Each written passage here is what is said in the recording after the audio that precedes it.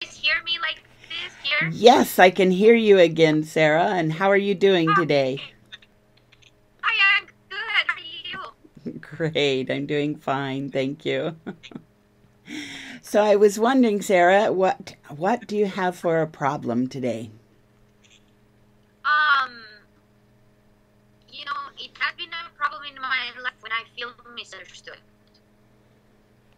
Okay, and how does that show up now? It shows up because in the way that I react to it. If I feel misunderstood, then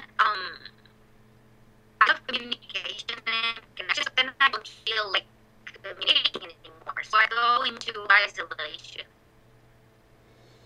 Okay, we're getting a little garbled. What I heard was you feel misunderstood, and then you go in and um, oh, go into isolation from that. And that's Yes, the problem. Is that correct? Because it didn't all come through, so I want to make sure I heard it right. yes. Would you like me to read? Can you hear Yes, me? please, please repeat. Okay. So, feeling misunderstood is a problem in life because if I feel that way, then I don't feel like connecting at all. And since I'm connecting, it makes me go to isolation. It's something I cannot deal with. Okay, I think I got that one more clear. So the problem is that when you feel misunderstood, then the communications aren't clear, and you. I'm sorry, I'm blanking out the middle, but I definitely remember you saying that you go into isolation and. Yes, Okay. yes. All right, great. Well, that's a problem for today. But what do you have that you're really passionate about? Something that excites you and has you turned on and brings a smile to your face. Well, some of those things are definitely communication, connection, people, running. I love running. Um, Running, walking, being outside, and doing things that are exciting. Okay, great. All right. Well, let's just keep the video going and let me ask you to just listen to a story for a moment, all right? Sure. Um, the you mentioned the running, and I know that you have your dog Wiley that we've seen on the videos every now and then, and that reminded me of when I had my two Akitas, Bear and Vixen. And their favorite thing of all was, of course, to go for walks.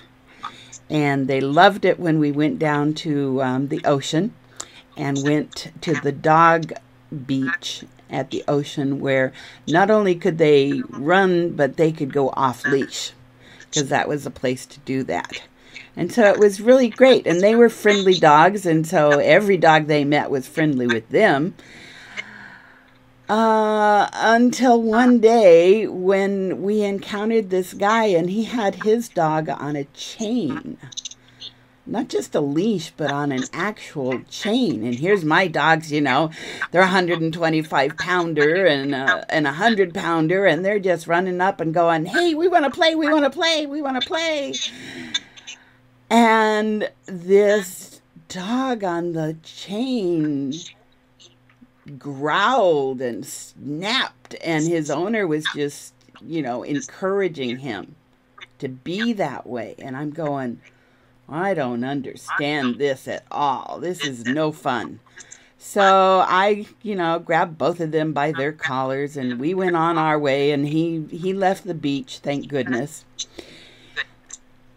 And I was feeling kind of, what shall I say, upset, confused. a little bit scared because I didn't know what in the world this guy was thinking, having a dog at the dog beach who wasn't friendly with dogs. You know, it's just not supposed to be that way. And but when I figured that out about why I was misunderstanding him and not knowing what was going on, I realized I had in that moment a choice. This was one of our favorite places to be. This was something we loved doing.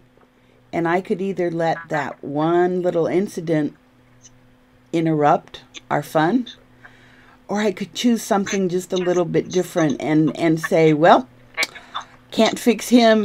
Whatever it is something in him. It's not in me. And I'm back at my beach, and I'm enjoying my dogs, and I'm enjoying nature and the sound of the waves. And I just kind of talked myself all back into being where I was and enjoying where I was and enjoying the walk and enjoying the dogs again and making that an enjoyable experience. So that's what I wanted to let you know about today. Thank you. All right. So, feedback on that, folks. I saw, I think, Sarah, go ahead. Sorry very much, Theresa. And I think you were great at saying it.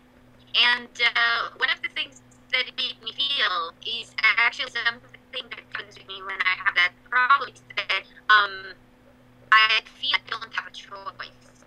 So when you mentioned having a choice, it rang something in me because when I feel misunderstood, I really have the choice to do something else and to get out of it. So I think your story was very efficient in the case. Okay, great. Thank you. Sure. Ditto. I think that was at the point where Sarah peaked. It was, I thought, a good connection. Great. So that was a good one for you, right, Sarah? Yes. Thank you. Great. Okay.